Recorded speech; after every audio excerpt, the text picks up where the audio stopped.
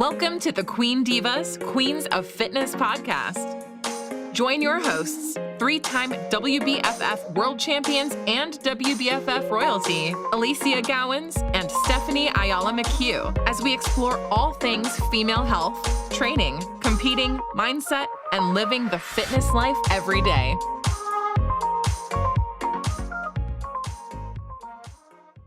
So welcome everybody back to an episode of Queen Divas Fitness Podcast with my girl, Stephanie.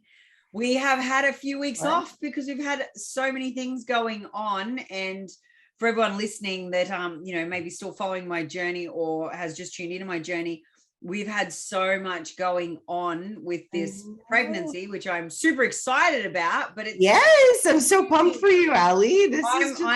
I'm getting more and more excited and a little bit less stressed. As you're glowing, by the way, and I'm sure you're getting that all the time. It's just that I have a fat face now. Oh, shut up! Seriously, like you just are just so happy, and you could see that. And honestly, like I'm just so happy for you and Christos and everything you're undergoing. So, actually, how are you feeling? Just catch everybody up since we're following. This has been the thing. Actually, I haven't had morning sickness like this before. Like previously, I would get a little bit of nausea in the afternoon after lunch. So I could front load my day, get most of my calories in the morning, be fine, then get my little bit of nausea and just kind of eat a little bit less, but not, miss things. This time around, oh my God, like I'm just having waves at random times. Sometimes they last all bloody day long. Sometimes I wake up already feeling sick, or I'll wake up in the middle of the night feeling sick. Like it's random. And the beauty of pregnancy. Oh my God, right? And so it was its worst, I think, it sort of started about 6 weeks. And it was probably the worst for me, actually. They say week 9 and 10 is meant to be your worst with the biggest surge. For me personally, I felt like week 7 and 8, but more so 8 was probably my absolute worst. 9 was pretty bad. I'm halfway through week 10 now, and I feel like the last couple of days have eased a little bit, which is nice. But the thing that's really sort of getting me is that I've had to have these random appointments with doctors, because obviously I've never done this. I've done this different process, right? Different process, and I've had to have like these very specific catch-ups with my IVF specialist and my team there before they handed me over to my obstetrician, my which you guys call obgyns, the gynecologist. So I've been handed over to her, and that's why we missed recording last week, because the only time she could see me before we went to Canberra was right at our recording time. And I'm like, oh my God. Hey, there's priorities, guys. There's nature of it. Everything is smooth sailing, and making sure we got everything, in the right place, in the right environment for her. And I'm so just stoked to continue watching the process, and I think it's really. We were driving down here, right? Because we drove down to Canberra. I'm in Canberra at the moment. We're spending Canberra with all of the in-laws and extended family. Christmas time, holidays, yes. Exactly. So we drove down with the dogs, and this is where I thought today's topic for us would be a really great one to discuss.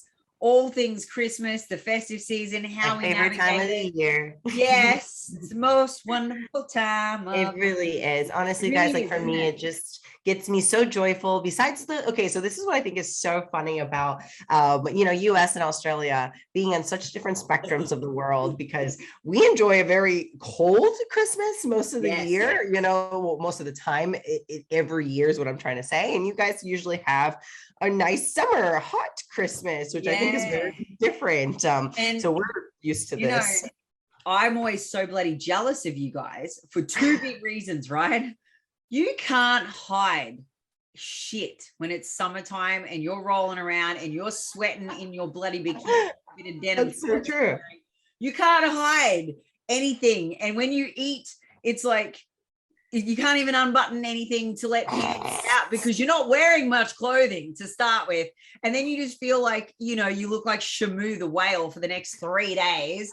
That's kind of what it's like. Because anything to do with a little bit of extra sodium or carbs or anything, and you just literally hold water on top of the fact that it's the climate, right? Whenever I'm in New York every year after Atlantic City. You're layer I after roll layer. around, I'm all rugged up, and I'm like, I Mhm. love this. And I'm drinking eggnog, and I'm having everything warm and fuzzies and cinnamon, and it's just got a vibe. We are Total vibe. Pawns on the goddamn Barbie, mate. Like, we're so different here. Just like whenever Starbucks rolls out pumpkin spice, you I already know love it's it. holiday season here. it. Like, it is like everywhere, pumpkin spice, everything. And it's just really such a season to where every store you go, unfortunately, is just shitted with Christmas shit. Honestly, like everywhere you go, which I love. Like, I'm such a Christmas person, so I absolutely adore the lights. Like, for me, I can just get mesmerized by all the places that have Christmas lights up. So that is like more of a traditional thing here, is everyone does Christmas lights, Christmas trees. So we start going into that type of phase as soon as just fall gets here. Of course, Halloween gets a little bit of wait until like the 1st of December to like set things up, because that's kind of what we tend to do here. However, having said that, shopping centers, obviously, because they want to market to all the mums and all the kids. Right. They're literally putting Christmas stuff up in like October.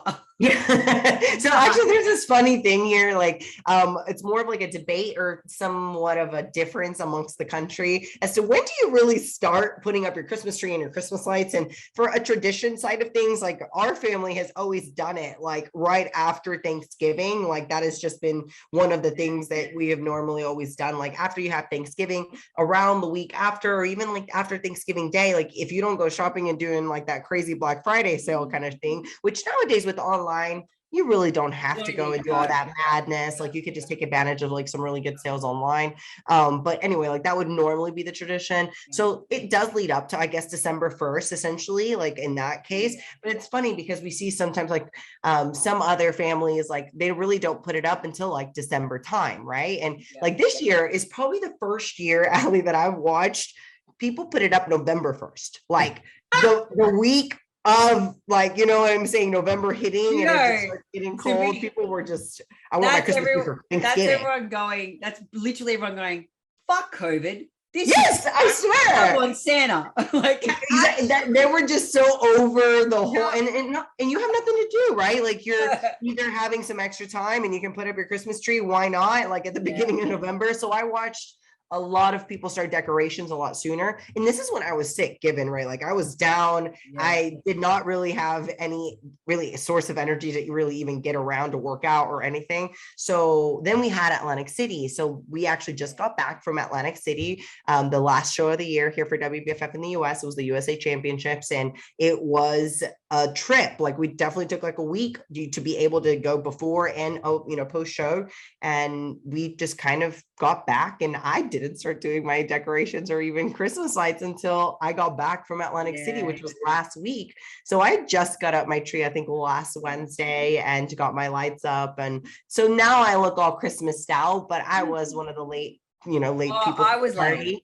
We were late too because I had so much going on trying to prepare the office for the end of the year. We had athletes competing in AC. I had athletes competing in a few different shows outside of WBFF that were going in New Zealand, because they were the only shows they could do. The pool. Yes, exactly. The last shows to cancel. That's right. So that let's just get you on a stage. So we were preparing for all of that, and then on top of that, I had my morning sickness that was flooring me some days. I had all these appointments going on, and I turned around to Christos and went, holy crap, it's like the 10th of December. That's exactly what happened to me. Like, what the hell? So you know what we did? I don't know if you have this in the States. We have these places here in Australia. It's called a Christmas Shack. What is it? It is a massive, big, like store, like a Walgreens, but it's only about Christmas. It's only cool. Christmas all year round. We're not for Halloween here. I guess. I mean, I'm in the South too, so we have to kind of understand that there's different types of Christmas throughout the US. Like the Northeast, and like not just the Northeast, like the North take it a little bit even more to the next level, always making sure they get like fresh Christmas trees, cut down their tree, kind of thing, like, which is very admirable because you live in the snow. Like, we don't even get snow. We just barely got like thunder, actually a snow storm is what I'm trying to say, in February, whenever I told you guys, like, we had a power outage. That was like really one of the first times we've had that type of snow here. So up north is a little type of different style of Christmas because they do get a lot more snow. They probably have to shovel a lot of the time versus we don't have to do that here. But you guys have summer, so that is very different. If we had a fresh tree, it'd wilt in the humidity in 25 minutes. Like, honestly, we just couldn't, in no chance. Like, not even anywhere in Australia would that thing last. But I love that. I love the fresh trees. I love that whole concept over there. It's amazing. But we don't have that. So we have like the full plastic everything. That's what I do, just because I can store it and I can just put up a tree. Which, by the way, my goal is to be able to get one of the very big, tall trees of like 15 feet, but I need a house that fits that first. So we definitely have to get a new house for that to fit. And that is essentially the goal, right now with everything going up and just inflation hitting here in the US very big, is very difficult to even go into real estate and try to buy a home right now.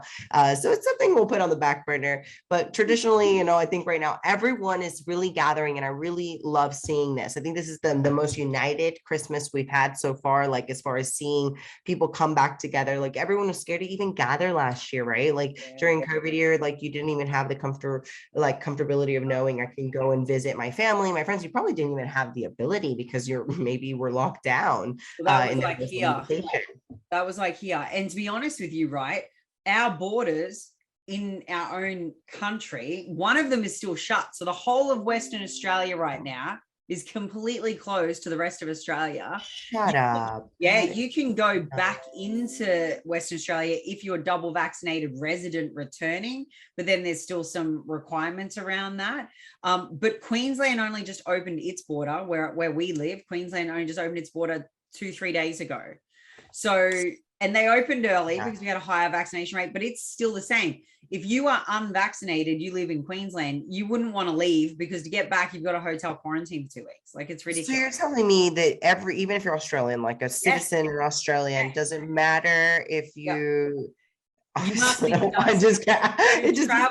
back. You can't travel within state to state. Like, you just can't go from state to state. Difficulties. There's quarantine difficulties, right? So we're lucky now that we've opened up. We can exit to come down to Canberra. So this is the first time we've been to Canberra, which you guys know we usually live between the two states, basically. And this is the first time we've been here in, like, for me personally, this is the first time I've come back in almost 6 months because I haven't been able to. Christos came back without me because I was going through the cycle stuff. I couldn't leave Brisbane, and he came back for a family holiday before I could come down with him. And they started the lockdown while he was here. He got on the first plane, and it was the last plane out of here, and he just got home to me in time. But he's been with me in Brisbane with no return trips now for 4 months. So it's been a long time, right? And anyway, to get back in there, you have to be double vaccinated. You have to show that. You also have to have a test done before you leave this state. Within 24 to 48 hours of leaving, you've got to have a test that says you don't have COVID. Then you've got to give that over. Then you've got to go to your house when you get home. You've got to stay in your house and have another negative test to say you don't have it before you can leave your home. You're kidding me. How do they monitor this? Do they call you guys? They call babe, the last time we had this happen in Canberra, the feds turned up at our doorstep to check because you're traveling inside the house. Yeah. So I wouldn't risk it. I would literally do the right thing and camp at home if I needed to. But I mean, I'm so much happier with that I can do, because before it was like 2-week hotel, which you don't understand how my mind over here is just completely mind blowing, because that's like letting me know I can't go to California. California is locked down, which essentially they are, but that means we can still travel from state to state without having to prove, obviously that we are vaccinated. Although I will say New York is getting to a point where you have to show proof of vaccination to do activities. We physically have to show it everywhere. So like the only place you can go that you don't have to show it at the moment is like, to the grocery store. And if it's like a big retail shopping center, you can go through there. But like, that's it. If you want to go to a restaurant, a cafe, a bar, a club, a show, a footy game, like anything at all, you've got to show it on entry. It's pretty intense. That's very intense. I don't understand how you guys all comply with this. Like, I think this is the hardest part. I know you guys have to. We're like 80, like the lowest state vaccination rate, I think at the moment is 80. So it's high, you know. In Canberra at the moment, we are 95% vaccinated in Canberra. That's madness. That's nearly every single person. Everyone. It's crazy, right? Such good numbers, but wow. At least you guys are able to get, I guess, the vaccinations up. Like, I think that's at least what's the mandatory side. Well, that's nuts. I'm so sorry, guys, that you guys are still like dealing with a lot of this just madness. But the other thing too, when you think about this, right? Okay, you think about how many people go, oh, look, because we've done this on occasion too. We'll go do like a Christmas breakfast that's fully catered somewhere, right? Rather than having to cook or prepare or host, you might plan it to be catered somewhere. If you've got family that's not vaccinated, you can't do that anymore. You've got people that can't come. Okay, so for argument's sake, we're having a family, we have an annual family party here in Canberra every single year around the same time of the year. And at this stage, because there are some really high risk people, like, you know, I guess I'm one of them, being pregnant, even though I'm vaccinated, it doesn't matter. It's still a risk for me to contract it whenever, right? So I'm one, there's several really elderly, like Yaya's like 96, babe. She's not a spring chicken, and she needs to take care. And so if you're not double vaccinated, you can't even come to the party. And it kind of has to be like that because of the risk factor, right? Yeah. So, you know, there's things like that where you're just like, okay, well, Christmas is less affected by the fact that you can travel now, at least, but it's still affected because even for us, we're putting on a Christmas dinner for our really close friends and family in Brisbane. And it's the same deal. I've got four people in my closest circle that are not vaccinated. So we couldn't go anywhere or hold it anywhere. We have to host it at home. Bring it at the house, which like that's tradition, I think, most of the time here in the US. Like, don't get me wrong, like I think there are places that are going to be open, but just know it's like ghost town here in the US on Christmas Day. Everything is closed. Like, everybody is off. Nobody works.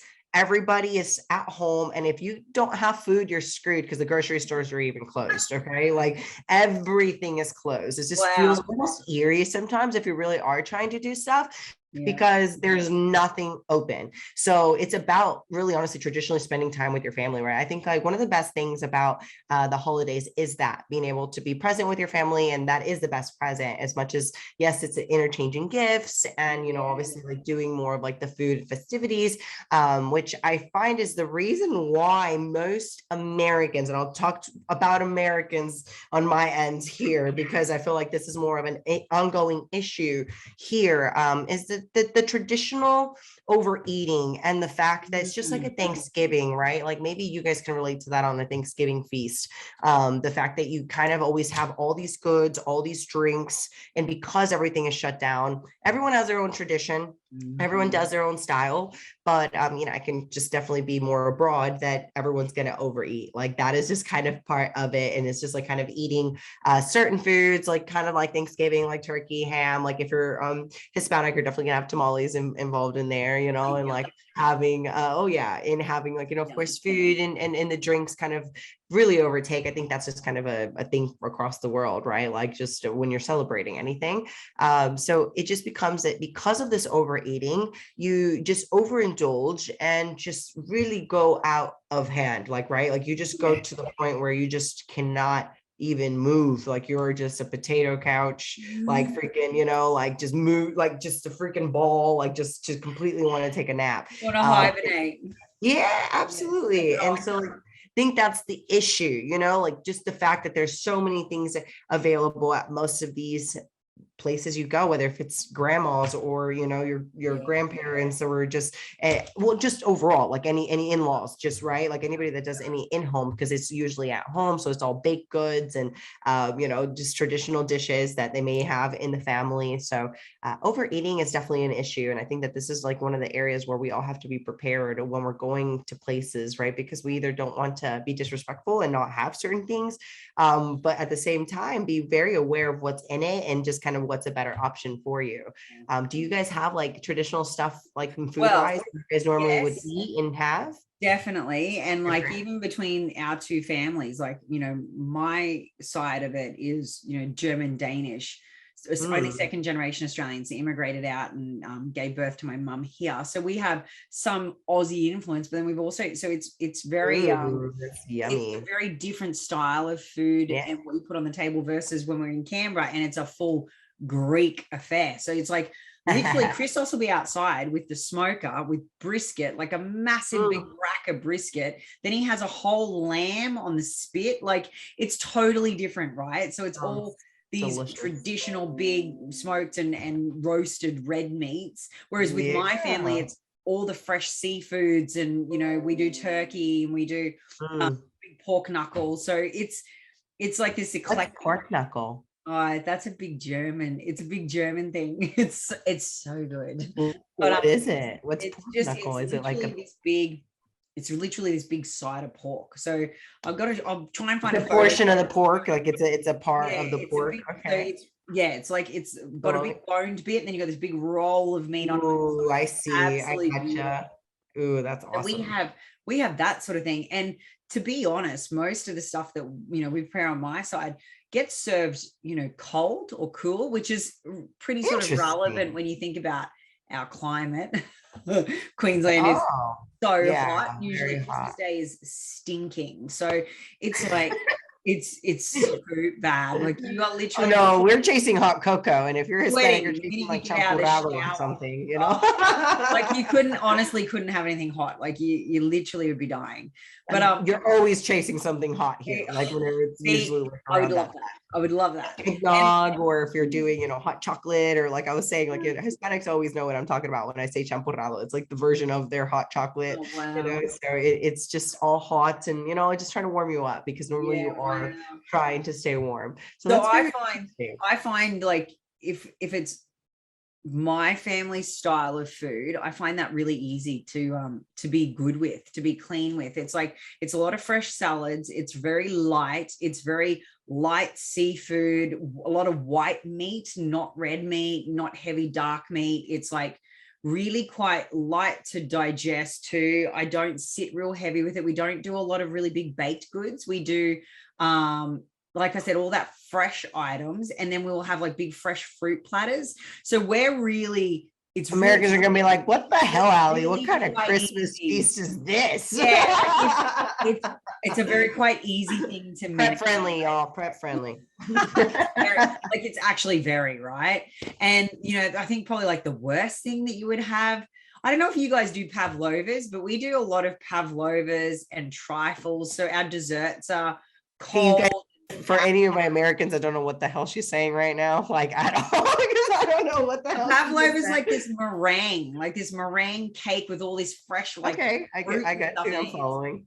You'd love it. It's beautiful. We do that, and we do like trifles. Like a fruitcake, y'all. Fruitcake. Yeah. Well, see, your fruitcake and the fruitcake you get in the UK is like quite dense and like. Okay, we just add extra fat to everything. Okay, like that is just what we do here. We add every butter and every milk under the sun. Like I swear, we'll add every fat and every sugar to make it very, very dense. I would probably put on 5 kilos. Look, you walk into any American feast, it's gonna be like calories just like coming out of side of the dish. All right, you've got cookies and you've got pies. Oh, and wow.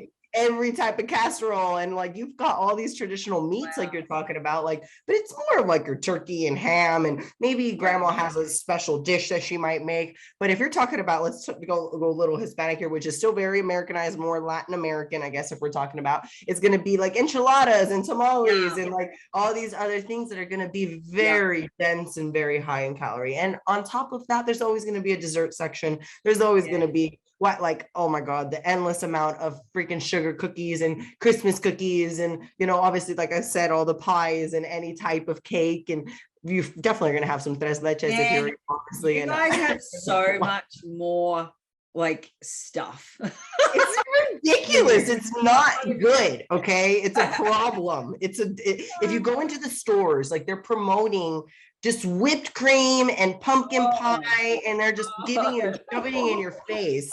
Because this is just the marketing technique here in the States. Like, they're trying to get you to overindulge, and this is the problem.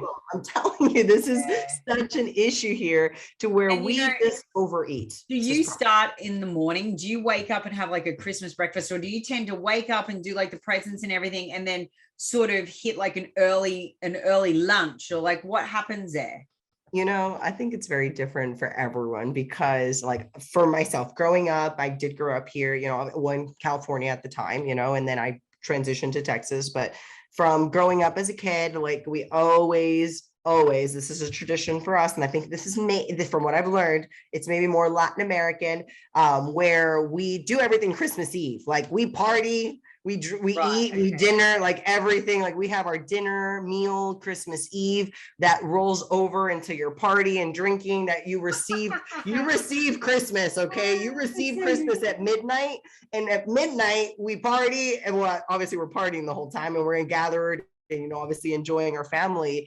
But at the same time, as a kid, all you're doing is waiting for midnight to be able to open your presents, right? Like, just to be able to get in there and open them. So that is what I've traditionally done. And when I, you know, met Carrie, started, you know, hanging out, and my friends have always kind of had different traditions, but I like always thought mine was always so cool, because I'm like, I get to open my presents before you, okay? Like, you have to wait till the morning. I don't get what else.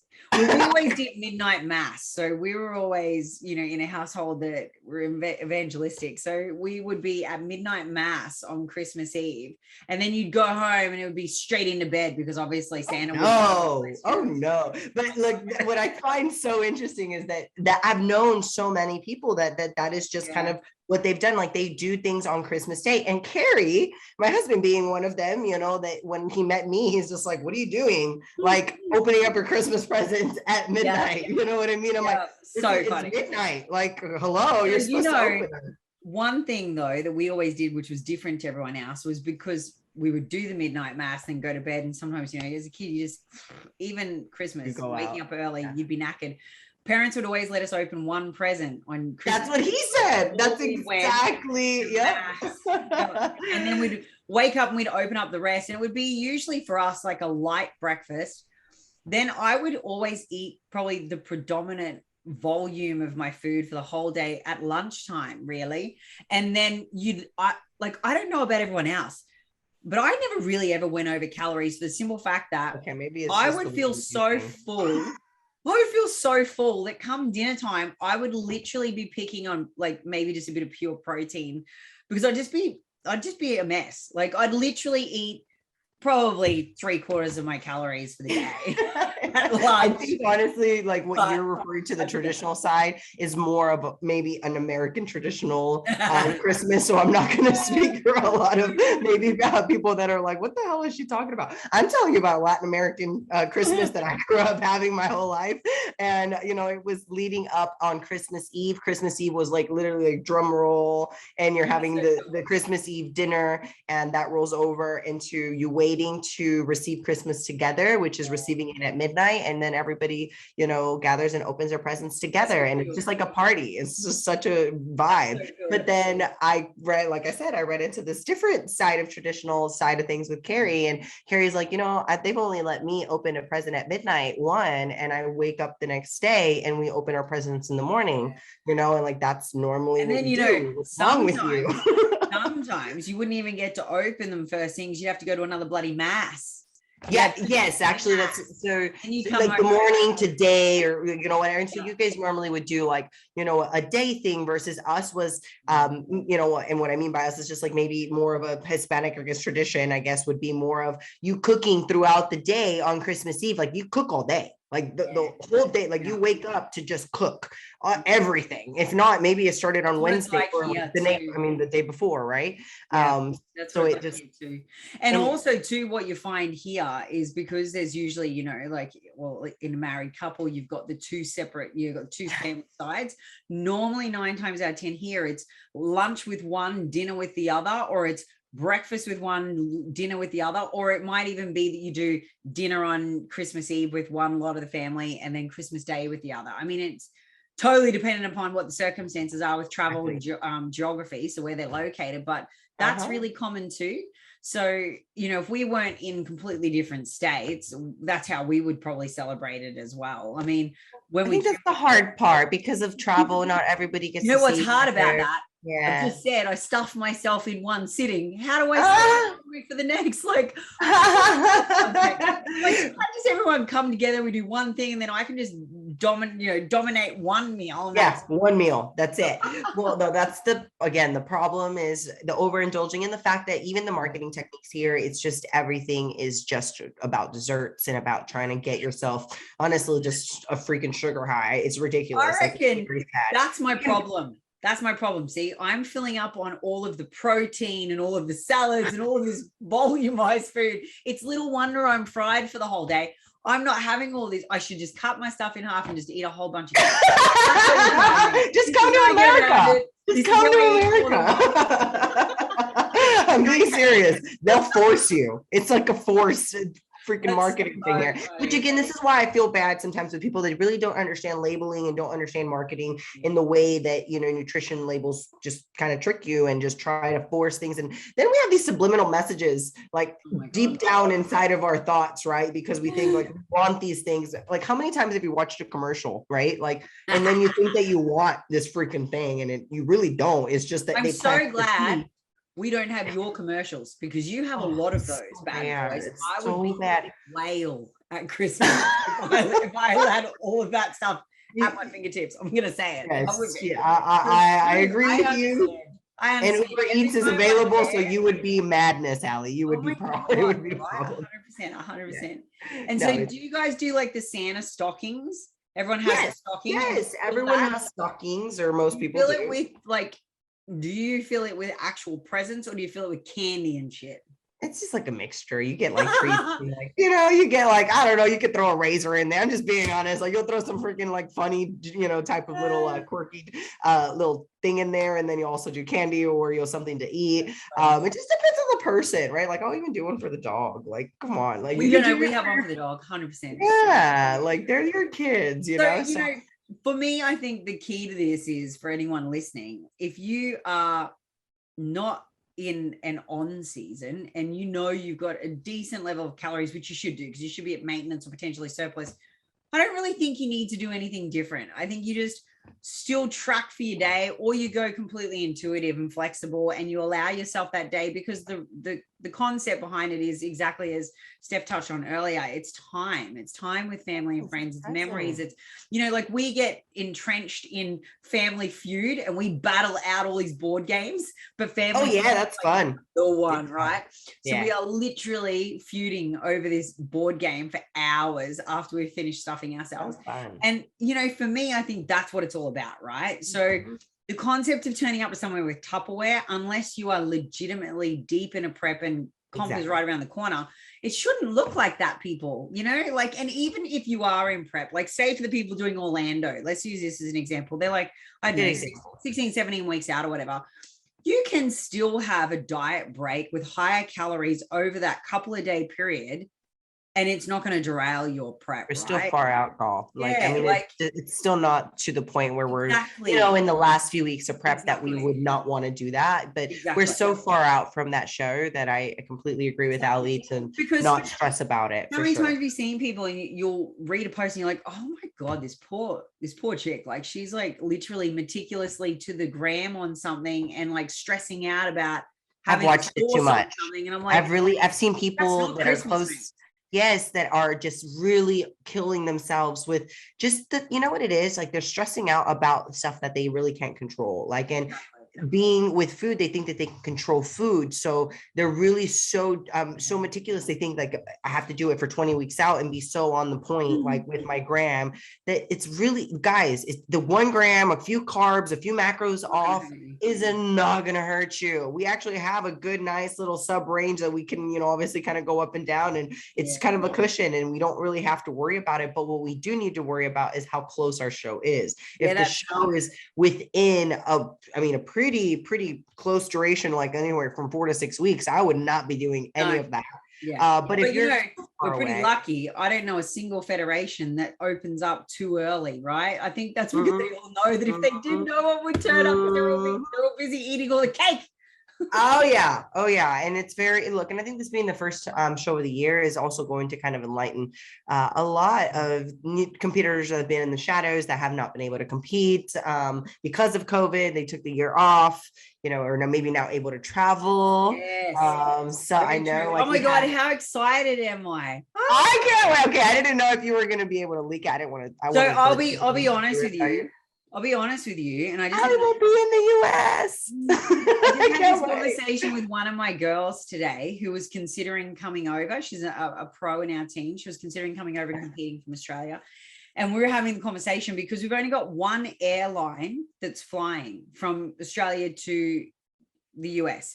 I don't think that's probably going to change, and it's not set to change in the first quarter, which means that we probably still won't have another airline available to us.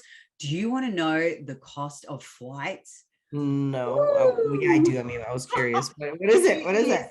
$16,000 per person to do business class, and that's usually only about $6,000. To do premium economy, it's $7,000 per person. That's usually about $3,000, and there's not much available in coach, and that's still sitting at around like the $3,000 return mark. It's about 3 to 4 times the standard price to fly. We're still more expensive. It's more expensive to fly here in the States too, though. I don't doubt that. It has gotten up, but that is ridiculous. Like that is really crazy. Ridiculous.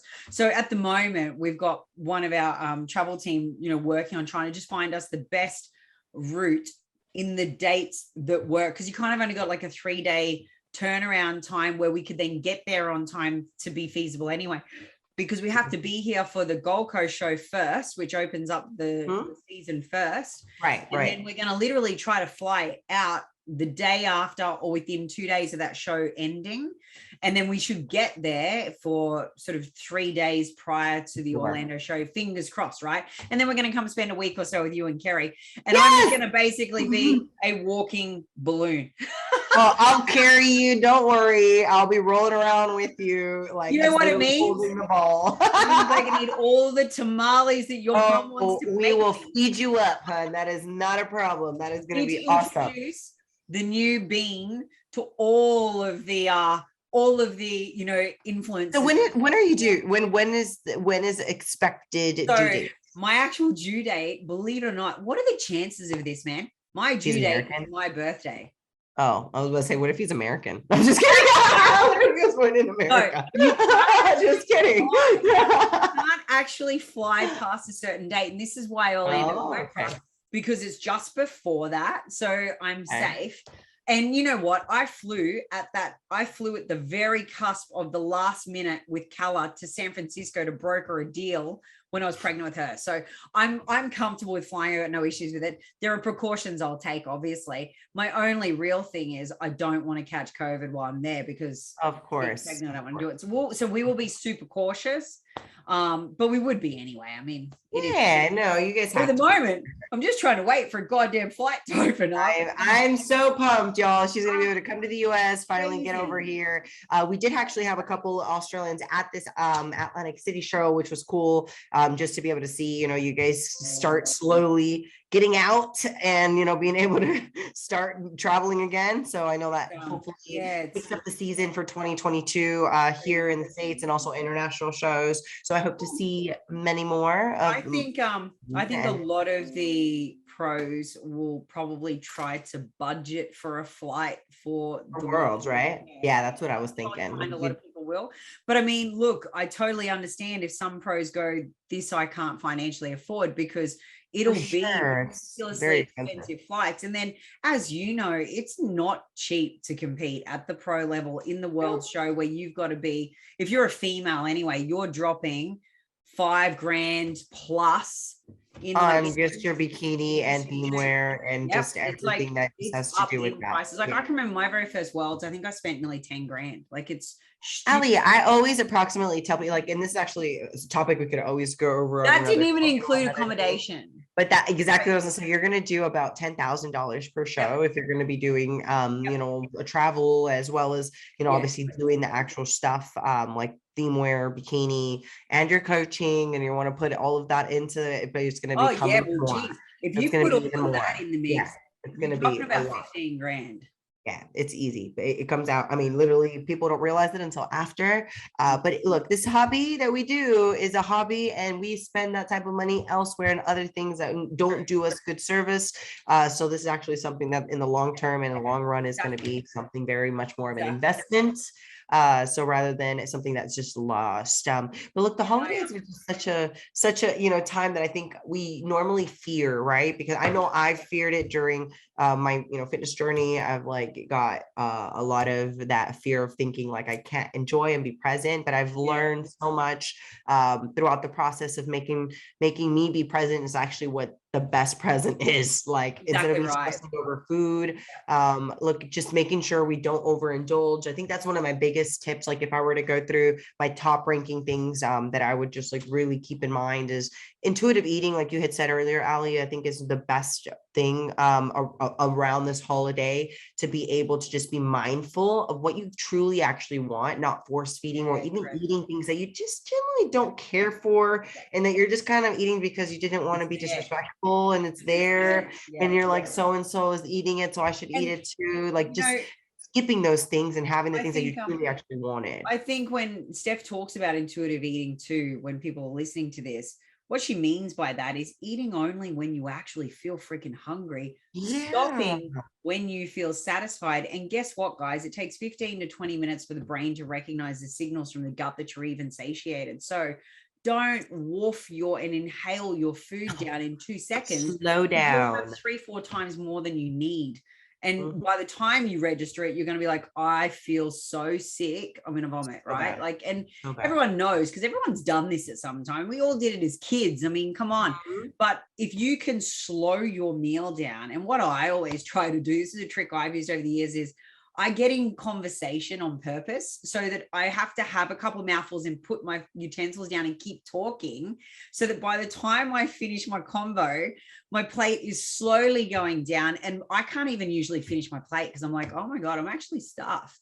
You know, it's so funny that you've said that, because I find that I actually had this topic earlier today with a client, because they don't recognize that they're eating and talking at the same time, but they're doing it at the same time. So they're not paying attention to the food that they're eating, and they're just literally gulping down a whole plate. And then at the end, it's just kind of like, you didn't even enjoy it. You didn't even realize you ate freaking 1,000 calories on this plate, and you didn't even literally have any type of satisfaction, right, from the plate itself. Like you're just sitting there eating and talking at the same time, and you're not paying attention to the fact that you actually have a plate that could be delicious. Yes, so it's like, enjoy the food and actually pay attention to the food, or talk to the person and engage with the conversation. Otherwise, you are gonna overeat regardless. 100%. And that is such a bad thing. I think it's just a habit. And around this time, I find, don't go for dessert and sugary cake and cookies and shit first. Yeah, exactly. Eat your actual plate of wholesome protein is what I was going to for sure recommend. Then if you want the 20% soul food, go for it. You know, go for both, but don't do that first. Because who's going to want to have, like, I don't know, meat and veg after they've started with cake and cookie? Like, it doesn't quite. You don't want to, and that's the problem. You'll just continue getting stuffed on the sweets. Exactly. You want to just get full off the sweets instead of like having real food, which is essentially like your proteins and maybe dishes that have more vegetables and fiber. So go for the potatoes, go for, you know, a little bit of like the turkey. Take a look, a trick, and I think this is just very helpful at any type of dinner like this, is taking off the skin to the the ham and to the turkey, and making sure you reduce their fat that way. And you just have the lean protein. If there's like roast and like beef, stew, stuff like that, then of course, like you just enjoy it, guys. Like have the potatoes in it, have the carrots, have the, obviously like the red meat. But like Ali said, wait for the sweets till after you actually have fulfilled, some type of satiety for your hunger. And then you go and have a little treat. And instead of you overindulging, it's only a little bit by then, because if you are satiated, no matter how good it tastes, you're not going to gorge yourself on it, right? The other thing is too, eating that stuff first, it's so much more palatable that you are way more likely to just be like, head down. I want more. I want to finish this and just only eat this. And by the end of the time that you actually realize how much you've ate probably 100 grams of fat, like 200 grams of sugar. And these are just very generous numbers. These are generous numbers, y'all, because this is actually probably more, because we will go for the whole I'm not in America. Okay, if I compare to you just a cheesecake, if I give you a cheesecake, it's ridiculous the macros on it, Ali. Like and I want to go on the deep end, because I know I always talk about cheesecake, y'all, but seriously, like it is probably my nemesis, and it is really one of those things that I will stay away from, because I understand what it contains and how bad it is. I will have, and this is actually a very good hack for anyone that is maybe dealing with these bad cravings and really wants to enjoy these things. Look, bake it yourself. This is what I will do. I will make my own literally low fat version of a cheesecake and make it pumpkin style, and add some actual pumpkin puree, and then make in the no fat actual cream cheese, and add in like even some protein to it with a protein powder blended. I'm just being like really, really good on the calorie and macro size, and switching up the ingredients. Instead of using nothing but the pure sugar, I'll use a sweetener like stevia or Splenda, whatever it is that I want it to kind of taste like. As you guys know, it has like a little different taste, which from sweetener to sweetener. So just being able to replace and substitute maybe some of these things that you feel like you are just not going to be able to live without, or just I think the key of what you just said is, if you're going to somewhere where it's going to be really calorie dense options, you can't control it and whatever else, take a plate or two, look like you're a great guest for starters. Absolutely, you are. You safeguarded yourself, and no matter what, you've got 2 plates of things you go to, and then you can just choose proteins. Or if it's a dessert you want, take the one like Steph said, make it healthily. You can make some good brownies that are lower carb, lower fat, lower sugar. Again, guys, I think one of the biggest things with these desserts and treats are the sugar context and the fat context. So us being able to just substitute for an actual good butter that is going to be beneficial to you, maybe not having just such a margarine just type of butter all the time, and and have canola oil and everything like they recommend inside the recipes, like switching it out for actually some good oils, coconut oils, doing a sweetener instead of the actual sugars. If you're going to go with some sugars that you want to be a little more natural with, and doing some brown sugar over obviously all just freaking cane sugar. So just being able to find what things you want to replace and substitute, but usually the sugars and fats will help you tremendously.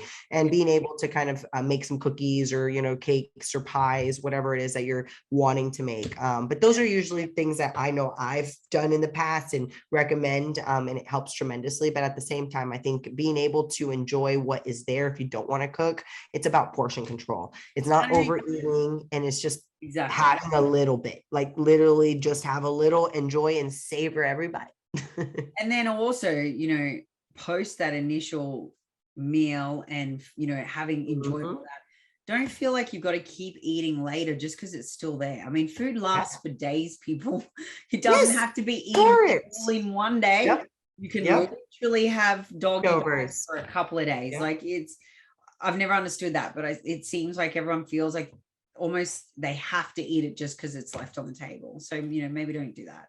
Same with have to eat it because it's there. So just guys, choose the things that you actually are going to want. If you don't want, and if you want it all, please just eat small portions of everything. small bits of everything. Enjoy it all. It's your refeed, diet break, whatever it is. You could talk to your coach and try to implement something like that. I think it's very important for the mind to not overstress on this holiday because it's the wrong thing to stress about. It's so funny. I think one of the memes and things that and just quotes that always resonates to me around the holidays is, when people are just so stressful about what they eat during the holidays, and instead they should be more freaking worried about what they eat from after New Year's to Christmas.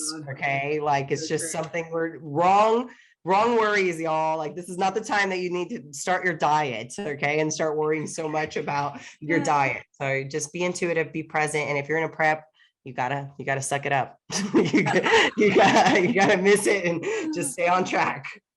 Well, I hope everyone has an absolutely amazing Christmas. I hope you and Kerry have an absolutely amazing Christmas Eve. And everyone too, please, y'all enjoy yourselves and be present with your family. And for anyone who's traveling, travel safe, because this is the time, I don't know about there, but in Australia, this is our highest mortality rate on the roads. Like it's really dangerous time. So you'll always hear Aussies say, travel safe, drive carefully, because it's our worst time. This time in Easter time is the worst time of the year. Every single year we have ridiculously high casualties. So, I always say, wherever you're traveling, be alert, take your rest stops, break up your drive. If you're going long distance from state to state, like we did, you stop and you stay overnight, like we did, like just be safe, because, no one wants to. And if you're visiting family here, that's a very good recommendation. Because a lot of traveling does happen around here, but people be safe and be careful and enjoy your family. And I can't wait to see you, Allie. I will see you.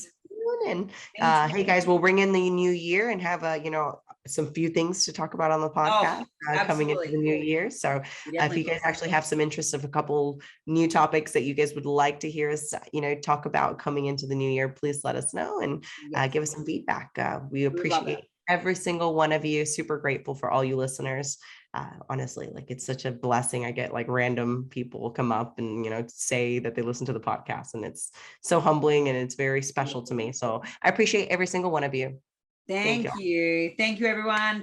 Don't forget to like, subscribe, and share if you like what we have to say. And as Steph said, we always want to hear from you, so please let us know. That would help. All right, guys, till next time. Merry Christmas. Bye. Thanks for tuning in to another episode of the Queen Divas, Queens of Fitness podcast. Make sure you follow us on Instagram at Queen Divas Pod, on Twitter at Queen Divas 4, and follow our hosts on Instagram, Alicia at Alicia Gowans _WBFF Pro, and Steph at Stephanie Ayala 7. See you all next week.